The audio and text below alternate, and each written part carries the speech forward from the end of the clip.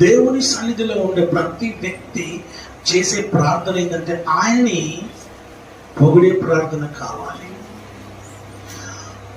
ఆయన అద్భుతాలను పొగిడే ప్రార్థన కావాలి, ఆయన్ని మెచ్చుకునే ప్రార్థన కావాలి, నీ వైపు తిరిగి ఆయన నీ వైపు చూసే ప్రార్థన కావాలి. వచ్చిన ఆ ప్రార్థన లేకనే మనం ఏదేదో ప్రార్థన చేస్తున్నాం, ఏదేదో ప్రార్థన చేసి ఏదో లేదు వేసి వెళ్ళిపోతూ ఉంటున్నాం. వచ్చిన మన జీవితంలో ప్రేమ దేవుని బిడ్డలారా, అంతగా ప్రేమించినటువంటి భర్త ఆమె హల్లెలూయా కదండి. ఇప్పుడు భార్య ఏం చేయాలి మరి?